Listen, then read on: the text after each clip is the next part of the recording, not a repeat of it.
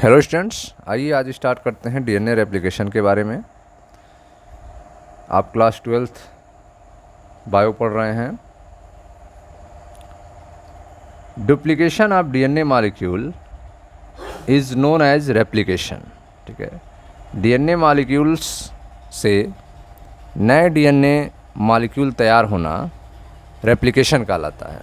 ठीक है, जो पुराने डीएनए मॉलिक्यूल्स हैं उनसे नया डीएनए मॉलिक्यूल तैयार किया जाए, इस प्रोसेस को रेप्लिकेशन कहा जाता है। ठीक है, duplication of DNA molecule is known as replication. There are 3 possible mode of DNA replication. ठीक है, डीएनए रेप्लिकेशन के 3 पॉसिबल मोड हैं, namely conservative, semi conservative and dispersive. ठीक है, यह 3 तरह से डीएनए रेप्लिकेशन होता है, कंजर्वेटिव तरीके से, सेमी कंजर्वेटिव तरीके से और डिस्पर्सिव तरीके से। 12th के बुक में आपने देखा कि डीएनए का जो रेप्लिकेशन दिया गया है वह सेमी कंजर्वेटिव मेथड से दिया गया था, जिसे मिशेल्सन और सटल ने प्रूव किया था, जिसमें आपने देखा था कि डीएनए के एक स्टैंड, ठीक है, की कॉपी होती थी और जो दोनों स्टैंड की कॉपी होती थी, लेकिन जो नया डीएनए बनता था उसमें एक पेरेंटल डीएनए और एक न्यू सिंथेसाइज्ड डीएनए स्टैंड थे। ठीक है, तो न्यू डीएनए में एक पेरेंटल डीएनए था और न्यू सिंथेसाइज्ड डीएनए था, तो इसी को कहते हैं सेमी कंजर्वेटिव। तो डीएनए रेप्लिकेशन जो है वह 3 पॉसिबल मोड में हो सकता है। सबसे पहला है conservative. The original double helix is conserve and new daughter molecule is synthesized. ठीक है, अगर conservative mode of DNA replication होगा तो इसमें जो डबल हेलिक्स होंगे ओरिजिनल वह कंजर्व होंगे। जैसा पेरेंट डीएनए होगा वैसा न्यू सिंथेसाइज्ड डॉटर डीएनए भी होंगे। ठीक है, तो the original double helix is conserve and new daughter molecule is synthesized. Semi-conservative, each replicated DNA molecule consists of an old and a new strand. ठीक है, semi conservative DNA replication में जो DNA molecule तैयार होंगे उसमें एक stand जो है ओल्ड होगा और एक स्टैंड न्यू होगा। ठीक है, एक पेरेंटल होगा और एक डॉटर स्टैंड होगा, तो इसे कहेंगे हम semi conservative mode of DNA replication. Third है आपका dispersive. The parental strand are disperse into 2 new double helixes following replication. ठीक है, तो इसमें आप देख रहे हैं डिस्पर्सिव में जो पेरेंटल स्टैंड होगा वह डिस्पर्स हो जाएगा। ठीक है, 2 न्यू डबल हेलिक्स में। ठीक है, तो जब पेरेंटल स्टैंड डिस्पर्स हो जाए 2 न्यू डबल हेलिक्स में तो उसे हम डिस्पर्सिव रेप्लिकेशन कहेंगे। ठीक है, तो रेप्लिकेशन के 3 पॉसिबल मोड होते हैं, कंजर्वेटिव, सेमी कंजर्वेटिव और डिस्पर्सिव। हम लोग सेमी कंजर्वेटिव के बारे में पढ़ेंगे। तो आप देखें, एक एक्सपेरिमेंट किया गया था सेमी कंजर्वेटिव को प्रूव करने के लिए, जिसे मिशेल्सन और सटल एक्सपेरिमेंट कहा जाता है। ठीक है, Watson and Crick in 1953 suggested that DNA replication is semi-conservative and each daughter molecule contain an old and new strand. ठीक है, तो वाटसन और क्रिक ने 1953 में सजेस्ट किया था कि डीएनए का जो रेप्लिकेशन होता है वह सेमी कंजर्वेटिव होता है। जो न्यू डीएनए स्टैंड सिंथेसाइज होते हैं वे सेमी कंजर्वेटिव होते हैं। ठीक है, उसमें एक स्टैंड जो होता है वो पेरेंट होता है, ओल्ड होता है, और एक स्टैंड जो होता है जो न्यू सिंथेसाइज्ड होता है अर्थात डॉटर होता है। तो Watson and Crick suggested that DNA replication is semi conservative and each daughter molecule contain an old and new strand. ठीक है, प्रत्येक डॉटर मॉलिक्यूल जो डीएनए का तैयार हुआ है उसमें एक ओल्ड स्टैंड होता है और एक न्यू स्टैंड होता है। Matthew Meselson and Franklin Suttle in 1958 provided strong evidence for semi-conservative mode of DNA replication in Escherichia coli. ठीक है, तो डीएनए का semi conservative mode of replication होता है। इसको प्रूव किया गया था, इसको एक्सपेरिमेंट के द्वारा प्रूव किया था मैथ्यू मिशेल्सन और फ्रैंकलिन शटल ने 1958 में। ठीक है, Matthew Meselson and Franklin Stahl provided strong evidence, ठीक है, strong evidence for semi conservative mode of DNA replication in Escherichia coli. Meselson and Stahl grew, ठीक है, इस एक्सपेरिमेंट में मिशेल्सन और शटल ने ई कोलाई बैक्टीरिया को एक ऐसे माध्यम में ग्रो कराया जिसमें हैवी आइसोटोप्स थे नाइट्रोजन के। अमोनियम क्लोराइड प्रोवाइड किया मीडियम में, लेकिन अमोनियम क्लोराइड में जो नाइट्रोजन यूज़ था वह नाइट्रोजन था हैवी आइसोटोप जिसका एटॉमिक वेट 15 था। ठीक है, इस अमोनियम क्लोराइड के नाइट्रोजन को ई कोलाई ने यूज किया अपने डीएनए फॉर्मेशन में, और जो डीएनए तैयार हुआ उनके दोनों स्टैंड में यह नाइट्रोजन 15 यूज हुए। तो Meselson and Stahl grew E coli in a medium containing the stable heavy isotope N15। ठीक है, तो मिशेल्सन और शटल ने ई कोलाई को एक मीडियम में ग्रो कराया जिसमें हैवी आइसोटोप नाइट्रोजन 15 उपलब्ध थे, so that the bacterial DNA become fully density labelled. तो इस तरह से जो बैक्टीरियल डीएनए था वह पूरी तरह से N15 डेंसिटी लेवल्ड हो गया। दोनों धागे में जो है दोनों स्टैंड डीएनए के N50 का यूज हुआ, और इसके अलावा जो भी नाइट्रोजन से बनने वाले कंपाउंड थे उसमें भी N50 यूज हुआ। And then they transfer the bacteria to a medium containing N14। उसके बाद जो है इस बैक्टीरिया को जिसमें नाइट्रोजन 15 है, इसको ट्रांसफ़र किया गया एक दूसरे मीडियम में जिसमें नाइट्रोजन 14 है।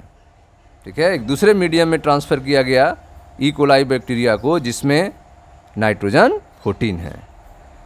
After each cell division DNA was prepared from sample of the cell and analyse on caesium chloride gradient. ठीक है, तो आप देख रहे हैं कि प्रत्येक सेल डिवीज़न के बाद डीएनए को सैंपल के रूप में लिया गया और उसको सीजियम क्लोराइड ग्रेडियंट पे एनालाइज किया गया। After each cell division DNA was prepared, प्रत्येक सेल डिवीजन के बाद जो डीएनए तैयार हुआ from a sample of cell and analyse on caesium chloride gradient using the technique for equilibrium density gradient centrifugation. ठीक है, तो इक्विलिब्रियम डेंसिटी ग्रेडियंट सेंट्रीफ्यूगेशन का यूज करके सीजियम क्लोराइड ग्रेडियंट पे, ठीक है, प्रत्येक सेल डिवीजन के बाद डीएनए को एनालाइज किया गया। आफ्टर फर्स्ट जनरेशन, पहले जनरेशन के बाद only hybrid DNA molecule were in the cell. ठीक है, तो सेंट्रीफ्यूगेशन के बाद पता चला कि जो फर्स्ट जनरेशन थी उसमें हाइब्रिड डीएनए मिला था जिसमें N14 और N15 दोनों नाइट्रोजन यूज हुए थे। After first generation only hybrid DNA molecule were in the cell. तो फर्स्ट जनरेशन में केवल, ठीक है, सेल्स डीएनए मॉलिक्यूल्स में N14 भी थे और N15 थे। आफ्टर टू जनरेशन, दो जनरेशन के बाद half of DNA molecule were light and half were hybrid. ठीक है, तो टू जनरेशन के बाद देखा गया कि आधे जो डीएनए थे उनमें नाइट्रोजन 14 थे और आधे जो डीएनए थे जो हाइब्रिड थे उनमें नाइट्रोजन 14 और 15 दोनों थे। ठीक है, तो फर्स्ट जनरेशन में केवल जो है, ठीक है, जो फर्स्ट जनरेशन था उसमें हाइब्रिड थे। फर्स्ट जनरेशन में हाइब्रिड थे जिसमें N14 N15 दोनों थे, लेकिन दो जनरेशन के बाद after two generation half of DNA molecule were light and half were hybrid. ठीक है। तो 2 जनरेशन के बाद आधे डीएनए जो थे वो लाइट थे, नाइट्रोजन 14 वाले, और आधे डीएनए जो थे वे हाइब्रिड थे, जिसमें नाइट्रोजन 14 और 15 दोनों थे। These were exactly the result to be expected, ठीक है। यह वैसा ही रिजल्ट था जैसा कि एक्सपेक्ट किया गया था। If DNA replication is semi conservative, ठीक है। तो अगर डीएनए का रेप्लिकेशन सेमी कंजर्वेटिव होगा तो यही रिजल्ट आएगा। आधे जो होंगे वे लाइट वाले होंगे और आधे जो होंगे वे हाइब्रिड वाले होंगे, ठीक है। और फर्स्ट जनरेशन में जो होगा वह हाइब्रिड होगा। ऐसा तभी होगा जब डीएनए का रेप्लिकेशन सेमी कंजर्वेटिव हो, ठीक है। तो इस तरह से मैथ्यू मिशेल्सन और फ्रैंकलिन शटल ने प्रूव कर दिया कि ई कोलाई में डीएनए का रेप्लिकेशन जो होता है वह सेमी कंजर्वेटिव मोड में होता है, ठीक है। अब हम लोग देखेंगे mechanism of DNA replication. DNA replication कैसे होता है, इसके मैकेनिज्म के बारे में समझेंगे। हेलो स्टूडेंट्स, पिछले वीडियो में हमने आपको डीएनए रेप्लिकेशन के बारे में और मिशेल्सन एंड शटल एक्सपेरिमेंट के बारे में बताया था। आइए अब हम लोग देखते हैं मैकेनिज्म ऑफ डीएनए रेप्लिकेशन के बारे में। डीएनए का रेप्लिकेशन कैसे होता है इसको हम लोग समझते हैं। Mechanism of DNA replication. DNA replication is necessary. DNA replication होना ये जरूरी है so that the genetic information present in the cell can be pass on to daughter cell following cell division, ठीक है।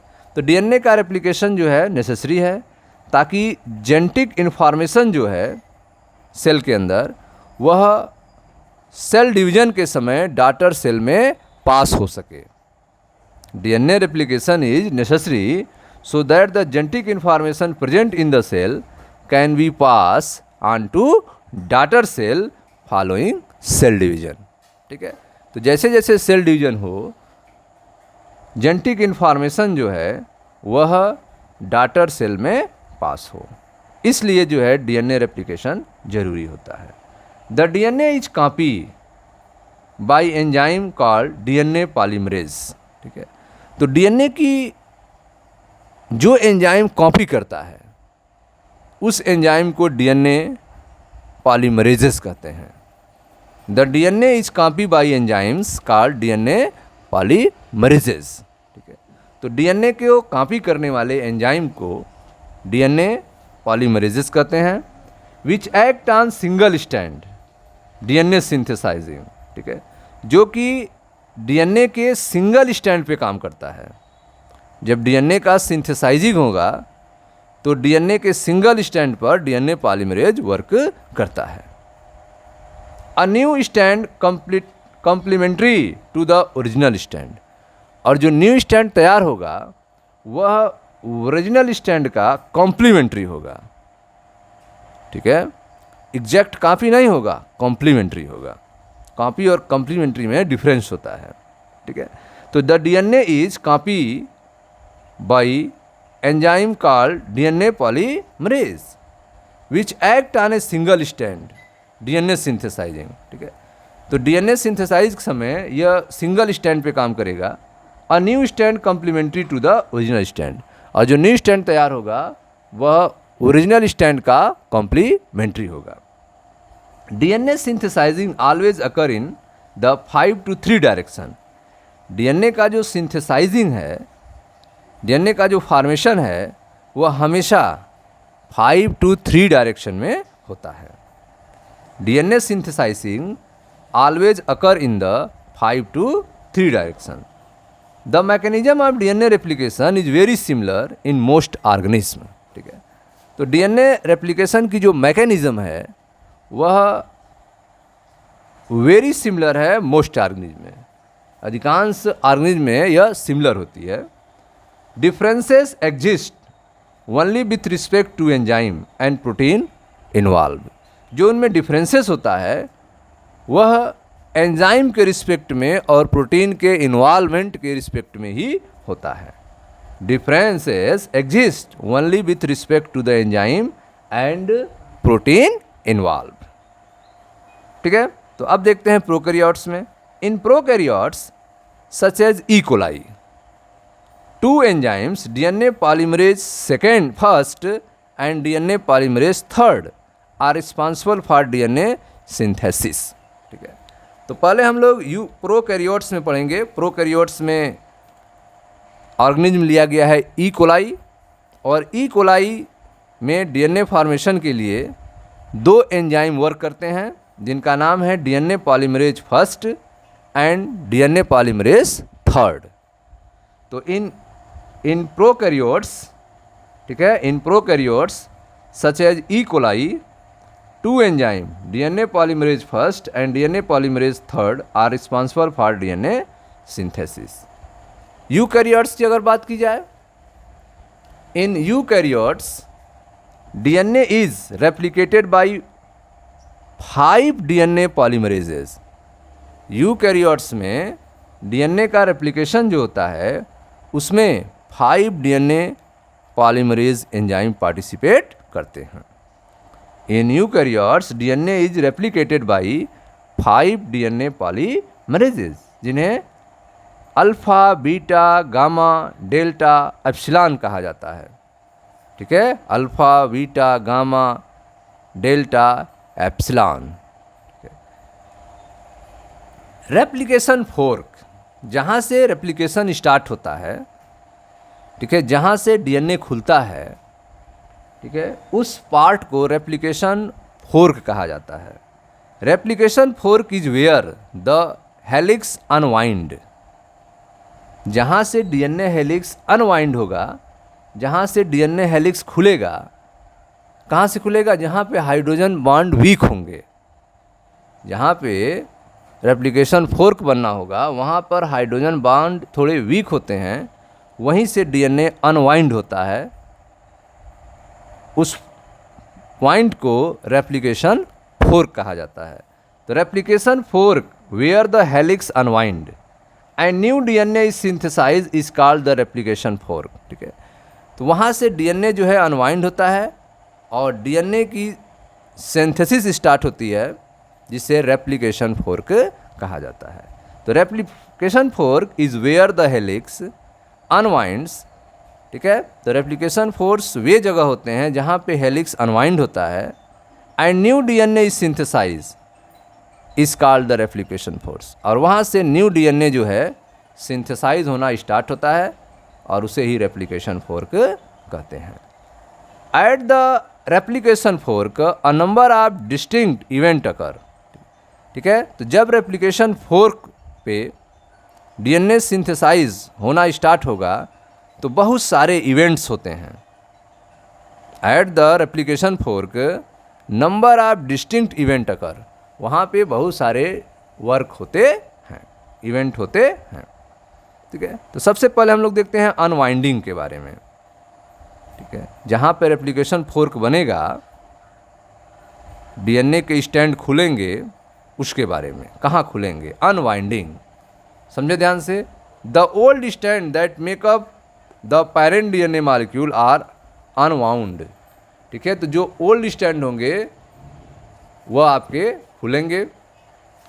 ठीक है, the old stands that make up the parent DNA molecule. ठीक है, जो ओल्ड स्टैंड है जिन्हें parent DNA molecule ने तैयार किया है, आर अनवाउंड।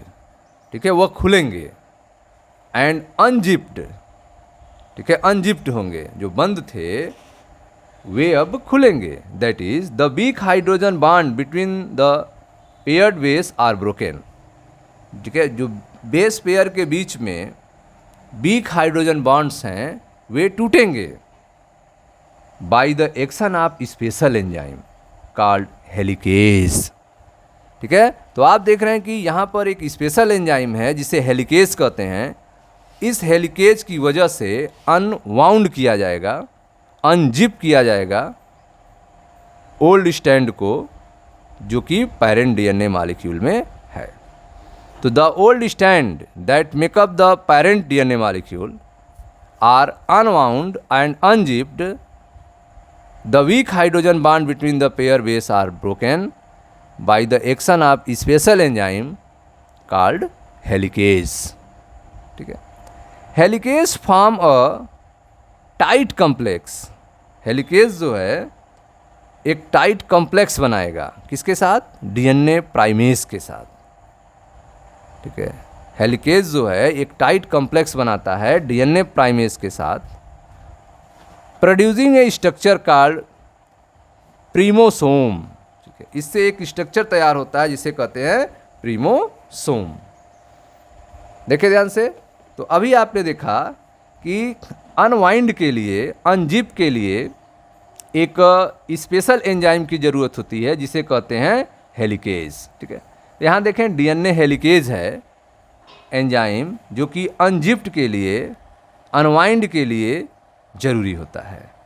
और वह डीएनए हेलिकेज जो है एक टाइट कॉम्प्लेक्स बनाता है डीएनए प्राइमेस के साथ। डीएनए हेलिकेज जो है एक टाइट कॉम्प्लेक्स बनाएगा डीएनए प्राइमेस के साथ। ठीक है, और इन दोनों स्ट्रक्चर को हम कहेंगे प्रीमोसोम। इन दोनों स्ट्रक्चर को हम क्या कहेंगे? प्रीमोसोम कहेंगे। ठीक है, आगे देखें।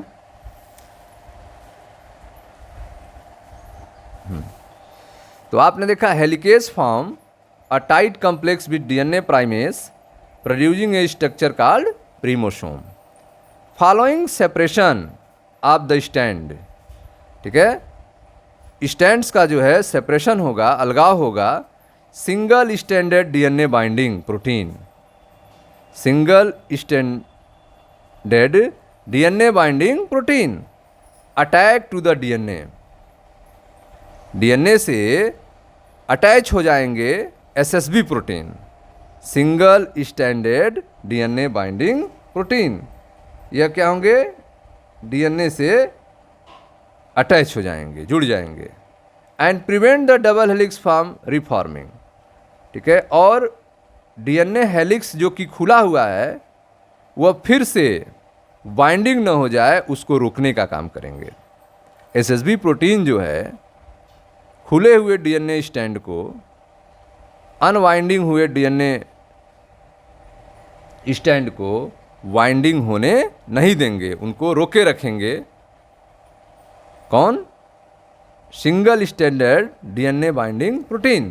तो देखिए ध्यान से, यहाँ पे आप देख रहे हैं single standard DNA binding protein है जो डबल हेलिक्स को प्रिवेंट करेंगे रिफॉर्मिंग से, डबल हेलिक्स को फिर से वाइंडिंग होने नहीं देंगे। तो आप देख रहे हैं कि हेलिकेज डीएनए है जो कि एक स्पेशल टाइप का हेलिकेज एंजाइम है, डीएनए एंजाइम है। डीएनए हेलिकेज एक एंजाइम है, ठीक है, जो अनवाइंडिंग की प्रोसेस को स्टार्ट करता है। वीक हाइड्रोजन बॉन्ड होते हैं, वहाँ पे अनवाइंडिंग प्रोसेस स्टार्ट होती है, जिस पॉइंट को रेप्लिकेशन फोर्क कहा जाता है। और यह डीएनए हेलिकेज डीएनए प्राइमेस से एक टाइट बॉन्ड बनाता है और इन दोनों को प्राइमोसोम कहा जाता है।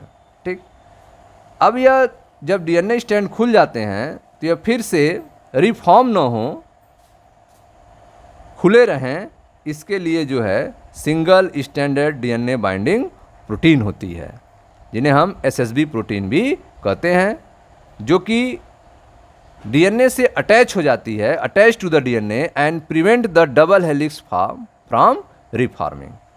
रिफॉर्मिंग से रोकने का काम करती है एसएसबी प्रोटीन। ठीक है, अब यहाँ आप देख रहे हैं कि डीएनए के धागे जो हैं खुल चुके हैं और इसमें दो स्टैंड हैं। ठीक है, इसमें आपके एक लीडिंग है और एक लैगिंग है। एक स्टैंड पे आप देख रहे हैं कि लगातार जो है कंटिन्यूअस डीएनए को कॉपी किया जा रहा है और एक स्टैंड पे आप देख रहे हैं डीएनए की कॉपी जो है वह थोड़े थोड़े, ठीक है, स्मॉल पार्ट में किया जा रहा है।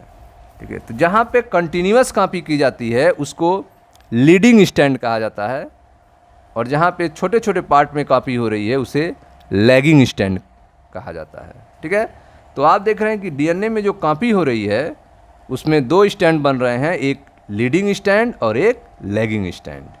ठीक है, तो यह आपका आप देख रहे हैं जो कि 3 to 5 जो आपका पेरेंटल डीएनए का स्टैंड है वो 3 to 5 है, और जो कॉपी हो रही है वो 5 to 3 हो रही है, 5 to 3 हो रही है, कंटिन्यूअस कॉपी हो रही है जो कि आपका लीडिंग स्टैंड है। और जो लैगिंग स्टैंड है उसमें कॉपी का डायरेक्शन आप देख रहे हैं, ठीक है, कॉपी का डायरेक्शन उल्टा है ऊपर वाले स्टैंड की तुलना में।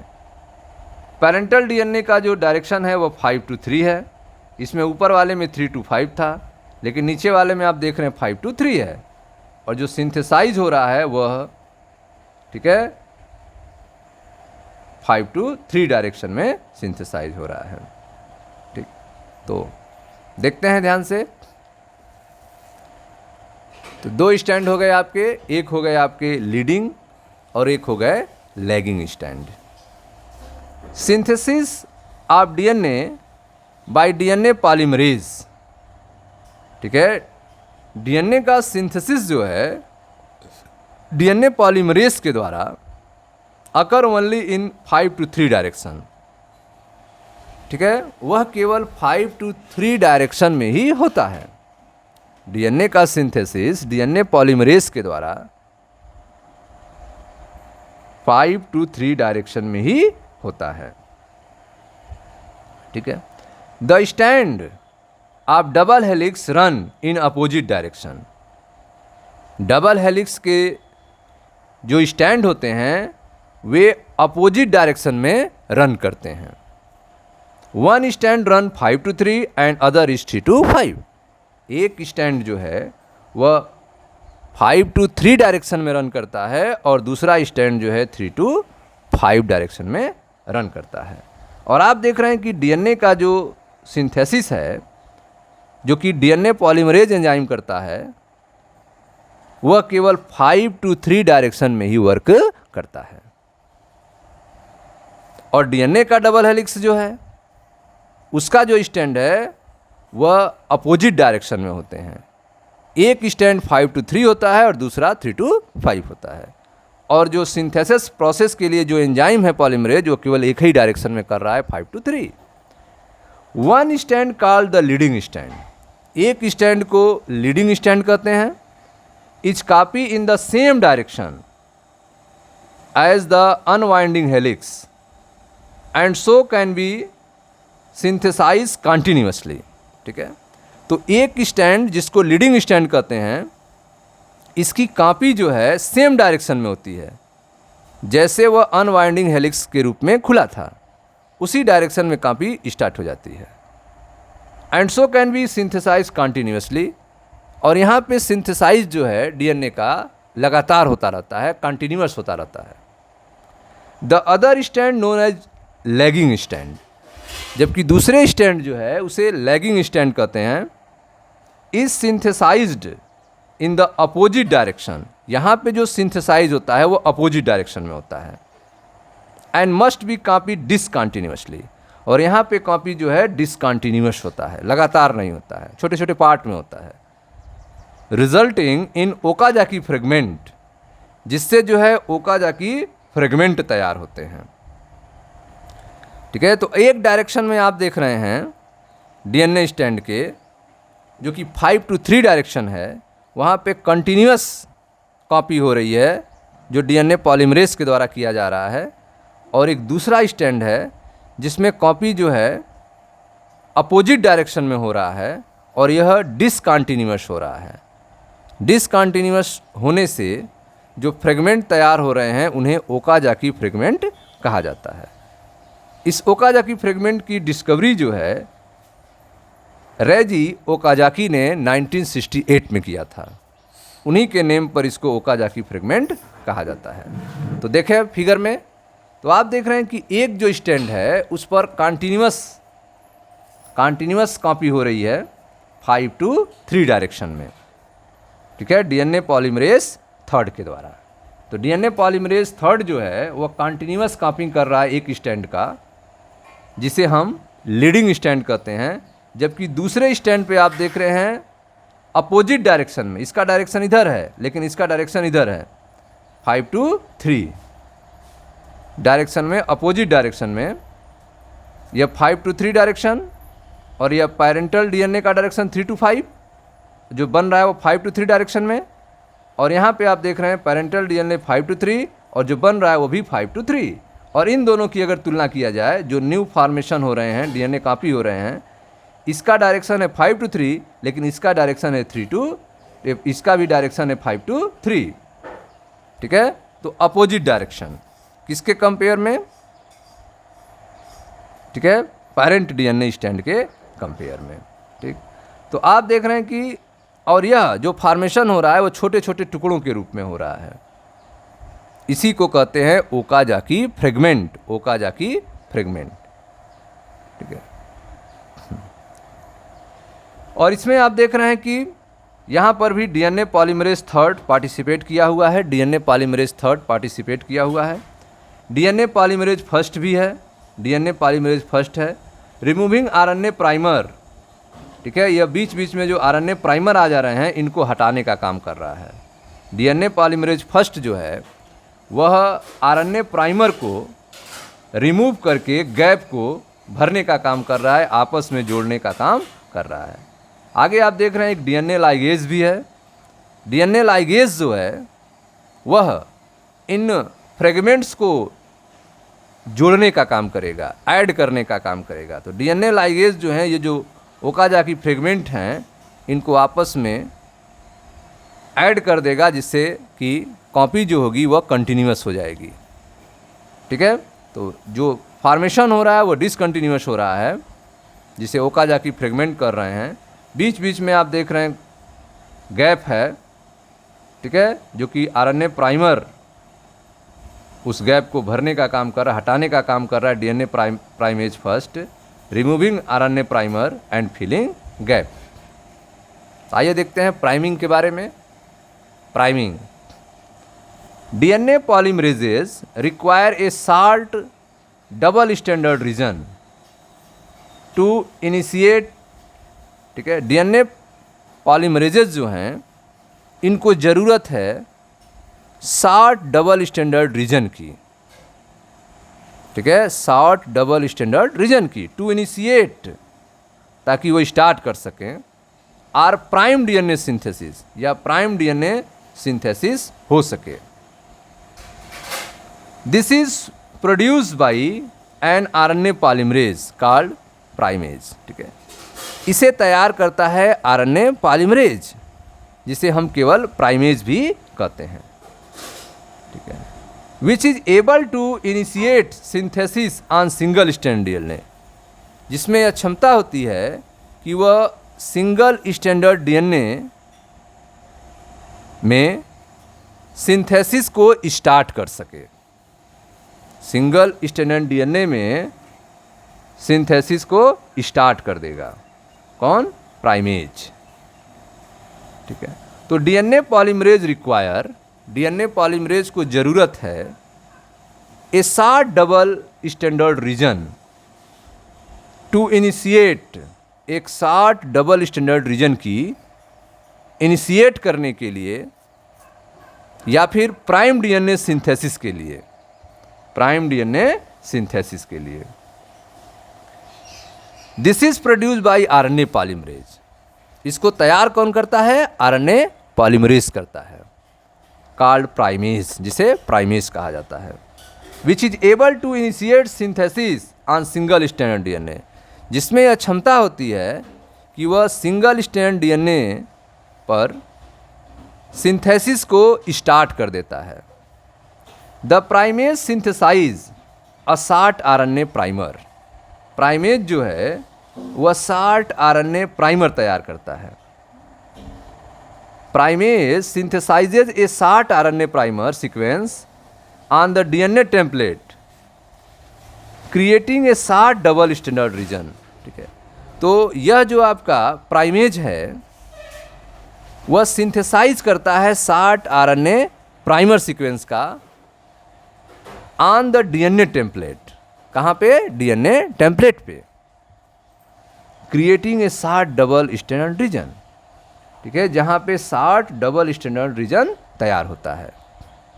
तो जहाँ पे 60 डबल स्टैंडर्ड रीजन तैयार होगा वहाँ पे आरएनए प्राइमर जो है, ठीक है, वह रिमूव कर देगा, गैप को फिल कर देगा, ठीक है। तो the primase synthesise a 60 RNA primer sequence on the DNA template.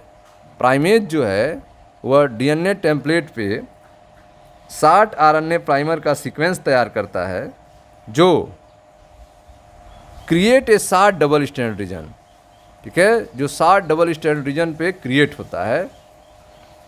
आगे देखें, in E coli DNA polymerase third then synthesizes DNA beginning at the RNA primer. E coli की अगर बात की जाए तो उसमें डीएनए पॉलीमरेज थर्ड जो है, ठीक है, सिंथेसाइज करता है DNA beginning eight RNA primer, ठीक है। आरएनए प्राइमर के रूप में डीएनए जो है स्टार्ट करता है। पॉलीमरेज थर्ड जो है synthesising DNA beginnings eight the RNA primer. Polymerase third जो है सबसे पहले आरएनए प्राइमर को स्टार्ट करता है, जो कि डीएनए बिगिनिंग्स हैं, जो डीएनए को स्टार्ट करेंगे कॉपी करना, starting RNA primer. In E coli DNA polymerase third then synthesise DNA beginning at the RNA primer on the lagging stand synthesis end. Lagging stand पे सिंथेसिस जो है समाप्त हो जाएगा कब? When the next RNA primer is encountered, ठीक है, जब नेक्स्ट आरएनए प्राइमर मिल जाएगा उस समय लैगिंग स्टैंड पर डीएनए सिंथेसिस रुक जाएगा। On the lagging stand synthesis end when the next RNA primer is encountered. तो नेक्स्ट आरएनए प्राइमर के मिलते ही लैगिंग स्टैंड पे डीएनए सिंथेसिस रुक जाता है, ठीक है। तो यहाँ पर आप देख रहे हैं कि आरएनए प्राइमर है, आरएनए प्राइमर है, यहाँ से कॉपी होना स्टार्ट हुआ है। डीएनए पॉलीमरेज थर्ड कॉपी करना स्टार्ट किया है ओकाजाकी फ्रेगमेंट के रूप में, आगे बढ़ रहा है। और यहाँ पे आप देख रहे हैं कि आरएनए प्राइमर मिल गया है, आरएनए प्राइमर मिल गया है। तो यह पहला आरएनए प्राइमर है, तो इसको रिमूव किया जाएगा डीएनए पॉलीमरेज फर्स्ट के द्वारा, फिर कॉपी स्टार्ट होगी और अगला जो ही आरएनए प्राइमर मिलेगा, ठीक है, तो लैगिंग स्टैंड पे कॉपी होना बंद हो जाएगा और उसके बाद जो भी फ्रेगमेंट होंगे उनको डीएनए लाइगेज के द्वारा जोड़ दिया जाएगा। देखें ध्यान से। तो आपने देखा कि on the lagging stand synthesis end when the next RNA primer is encountered. जैसे ही नेक्स्ट आरएनए प्राइमर इनकाउंटर्ड होंगे तुरंत लैगिंग स्टैंड पे डीएनए कॉपी जो है रुक जाएगी। On the lagging stand synthesis end when the next RNA primer is encountered. At this point वहाँ पे DNA polymerase first take over and remove the RNA primer replacing it with DNA, ठीक है।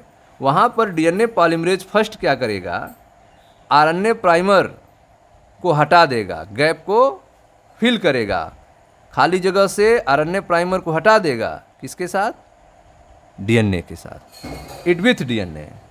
DNA में जो RNA primer आएंगे उसको replace कर दिया जाएगा डीएनए पॉलीमरेज फर्स्ट के द्वारा। तो at this point DNA polymerase first take over and remove the RNA primer replacing it with DNA. In eukaryotes the situation is different. Eukaryotes में जो परिस्थितियां हैं वो अलग होती हैं। DNA polymerase alpha which has integral primase activity is responsible for initiating DNA synthesis. तो आप देख रहे हैं कि यूकैरियोट में डीएनए सिंथेसिस का स्टार्टिंग जो है वह डीएनए पॉलीमरेज अल्फा करता है, डीएनए पॉलीमरेज अल्फा करता है। और ई कोलाई में आप देख रहे हैं, ई कोलाई में डीएनए पॉलीमरेज थर्ड जो है then synthesise DNA beginning at the RNA primer. यहाँ पे आरएनए प्राइमर जो है बिगनर्स के रूप में, स्टार्टर के रूप में वर्क करना स्टार्ट कर रहा है, जो कि डीएनए सिंथेसाइज कर रहा है डीएनए पॉलीमरेज थर्ड के द्वारा। जबकि यूकैरियोट्स में सिचुएशन डिफरेंट है। इसमें डीएनए पॉलीमरेज अल्फा जो है वह विच has integral primase activity is responsible for initiating DNA synthesis. ठीक है, उसका जो इंटीग्रल प्राइमेज एक्टिविटी है डीएनए पॉलीमरेज अल्फा का, वह रिस्पॉन्सिबल है इनिशिएटिंग डीएनए सिंथेसिस के लिए। DNA is replicated bye DNA polymerase alpha. DNA जो है रेप्लिकेट होता है DNA polymerase alpha and beta के द्वारा। तो डीएनए रेप्लिकेटेड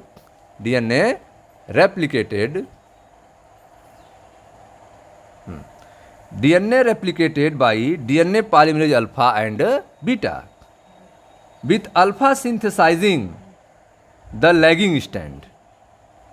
अल्फा जो है वह लैगिंग स्टैंड तैयार करता है यूकैरियोट्स में, and delta synthesizing the leading stand, जबकि डेल्टा जो है वह लीडिंग स्टैंड को सिंथेसाइज करता है। तो आप देख रहे हैं कि यूकैरियोट्स में DNA is replicating by DNA polymerase alpha and beta. Eukaryotes में डीएनए का रेप्लिकेशन जो होता है वो डीएनए पॉलीमरेज अल्फा और बीटा के द्वारा होता है, with alpha synthesizing the lagging stand.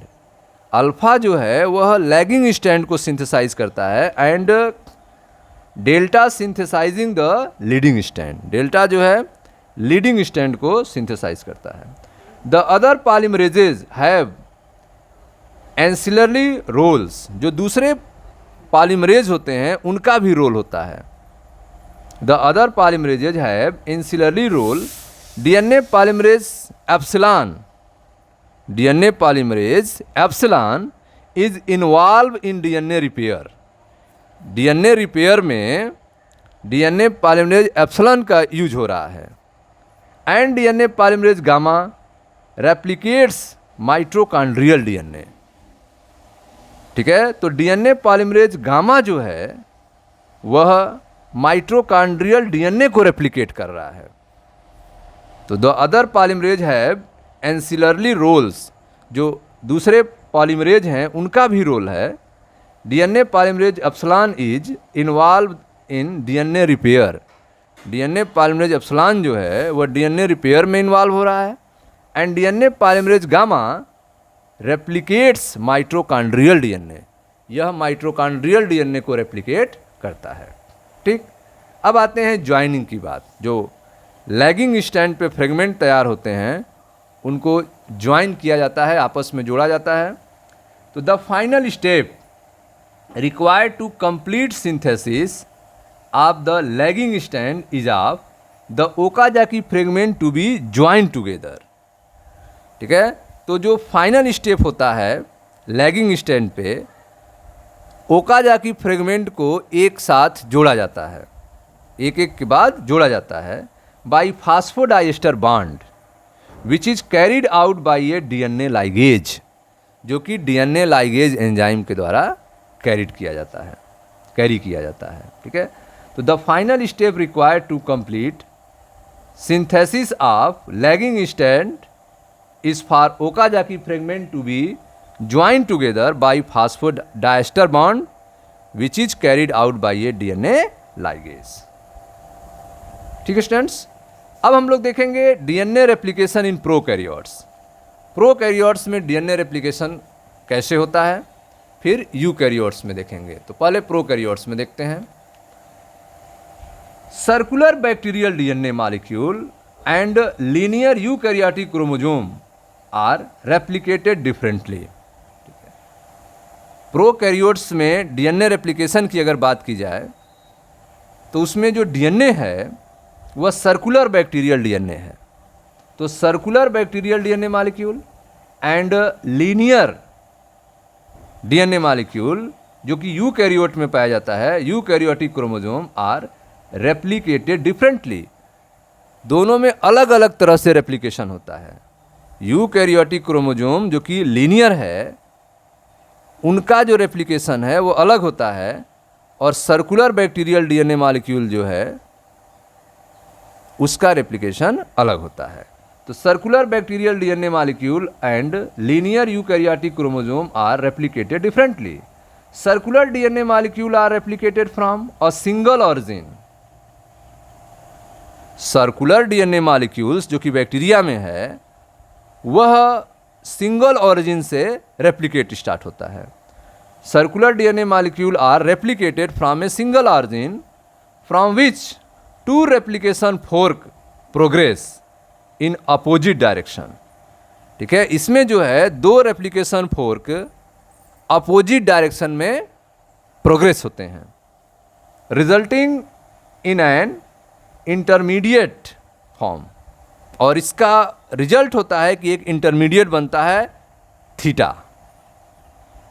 Circular DNA molecule are replicated from a single origin from which two replication fork progress in opposite direction resulting in an intermediate theta form.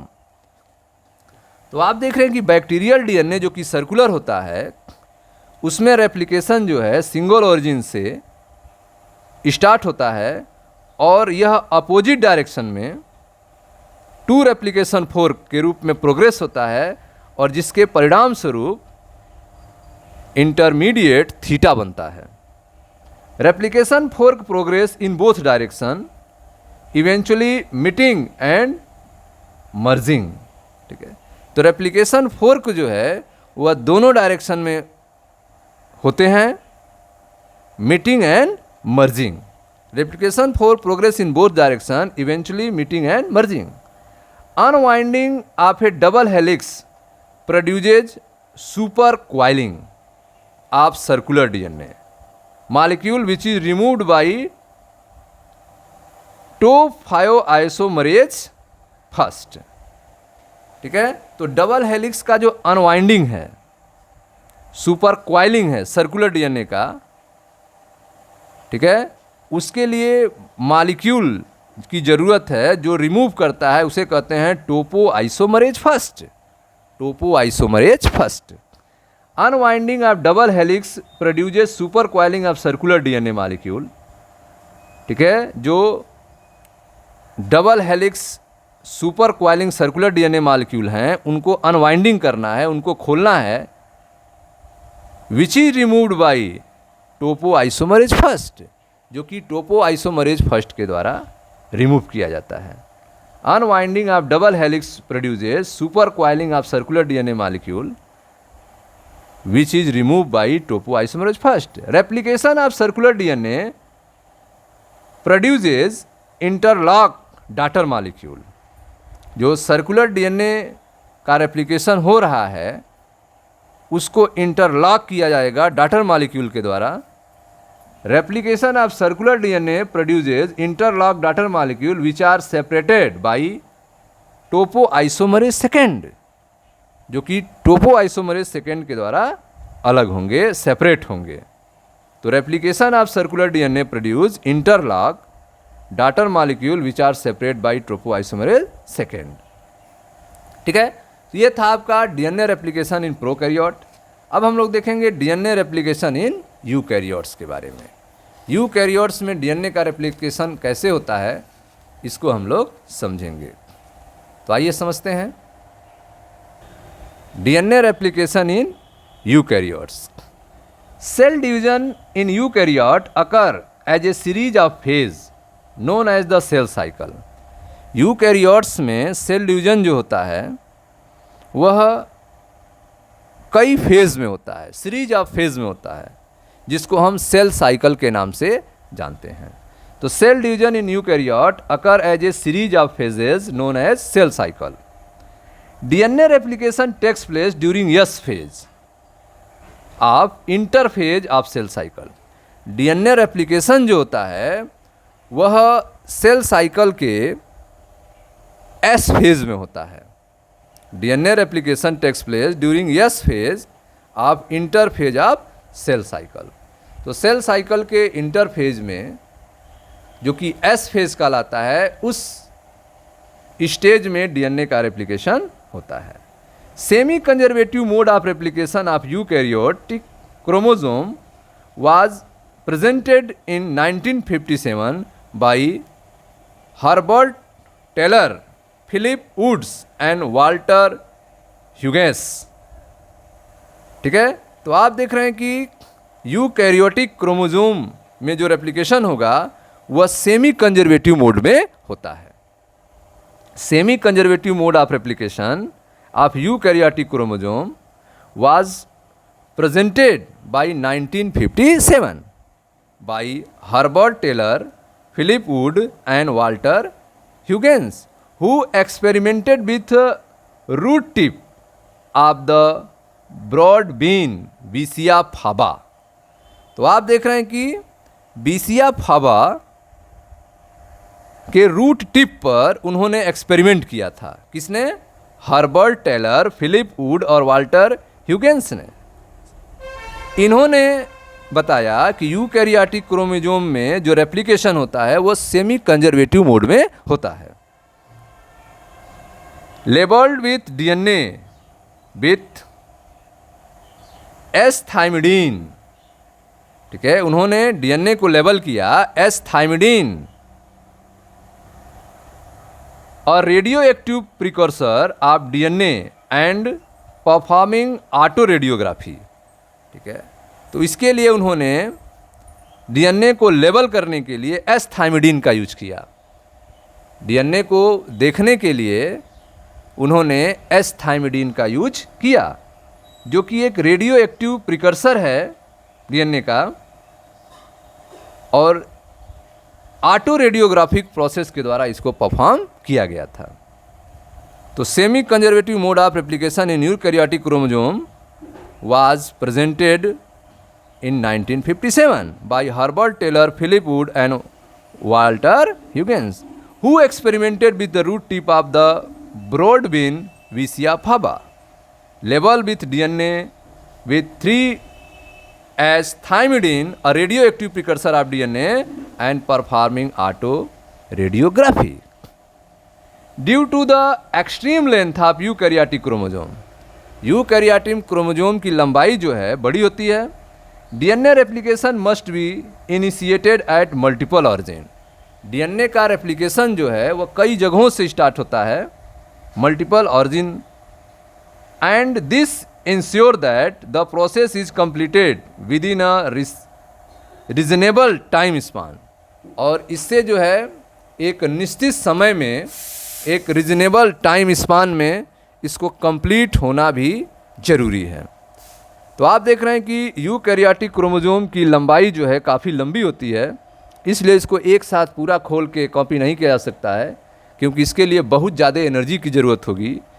इसलिए कुछ origin points होते हैं जहाँ से इनको unwind किया जाता है और वहाँ से कॉपी की जाती है। ठीक है, और एक निश्चित टाइम के अंदर, रीजनेबल टाइम स्पान के अंदर इसको कंप्लीट किया जाता है। तो due to the extreme length of eukaryotic chromosome, DNA replication must be initiated at multiple origin.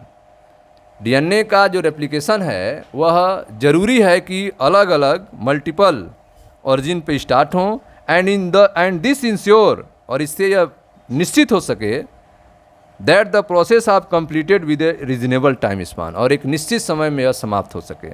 Replication fork proceed in either direction from each replication origin, forming replication bubble which eventually meet and merge. तो replication fork जो हैं वह proceed करते हैं, वो आगे बढ़ाते हैं in either direction from each replication origin.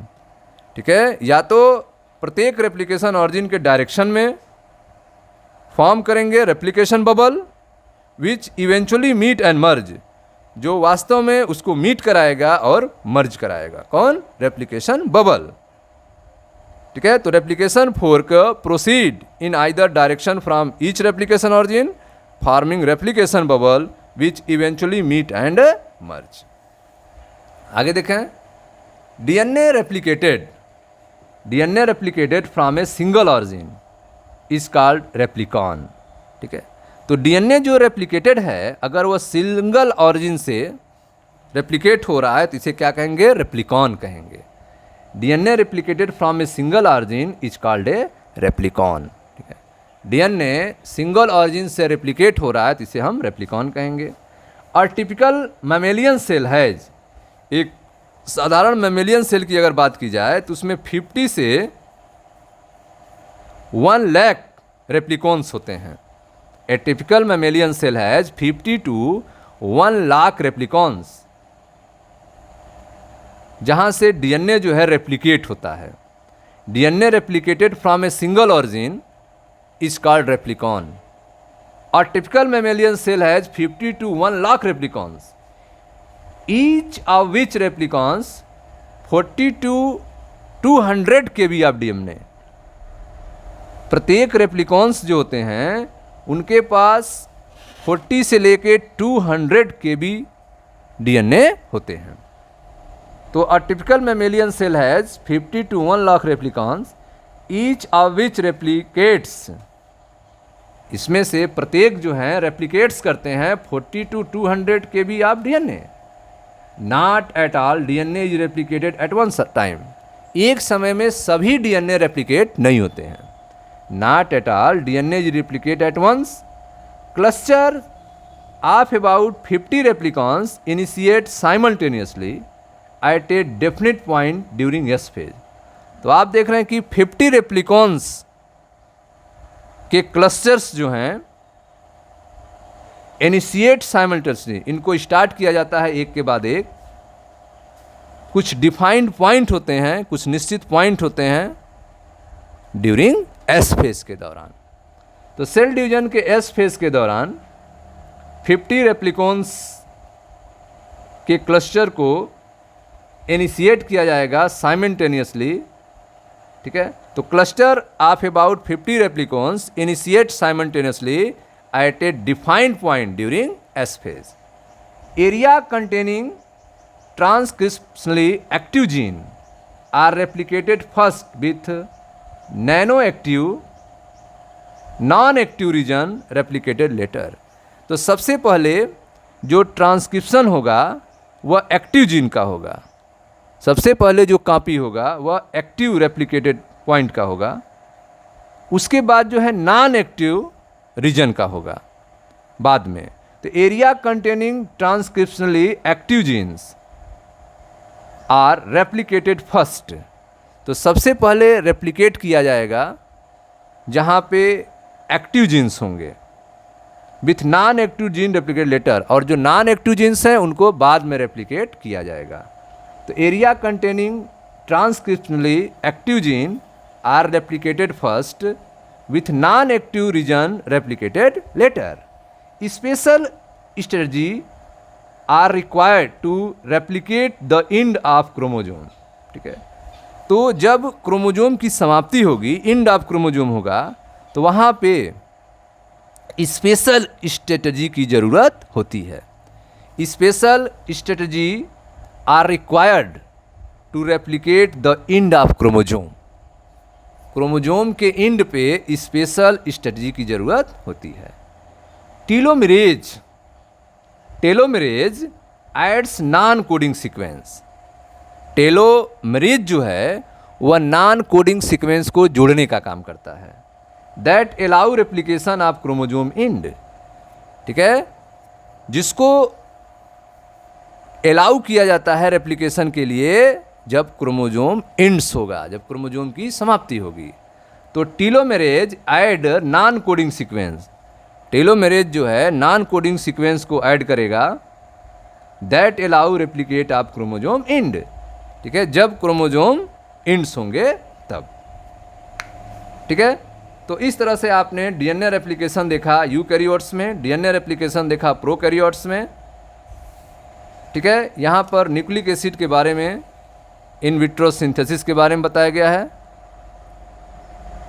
ऑर्थन कोरनबर्ग थे जो 1958 में डीएनए पॉलीमरेज फर्स्ट को आइसोलेट किया था, अलग किया था ई कोलाई से। ठीक है, आर्थर कोरनबर्ग ने डीएनए पॉलीमरेज फर्स्ट को ई कोलाई से अलग किया था। इनको नोबेल प्राइज टू सर्वीरो ओकोया जो कि स्पेन के हैं, आर्थर कोरनबर्ग जो कि यूएसए के हैं, were awarded in 1959 for artificial synthesis of RNA and DNA. इन्होंने आर्टिफिशियल तरीके से आरएनए और डीएनए को तैयार किया था। किसने? सर्वेरो ओकोया और आर्थर कोरनबर्ग ने। ठीक है, सर्वो ओकोया स्पेन के थे, आर्थर कोरनबर्ग यूएसए के थे। ठीक है, इनको 1959 में आरएनए और डीएनए आर्टिफिशियल सिंथेसाइज करने के लिए नोबेल प्राइज़ मिला था। आर्थर कोरनबर्ग जो हैं 1958 में डीएनए पॉलीमरेज फर्स्ट को ई कोलाई से आइसोलेट किया था, अलग किया था। ठीक है स्टूडेंट्स, मिलते हैं नेक्स्ट वीडियो में जहाँ पर अगले टॉपिक की चर्चा की जाएगी। Thank you.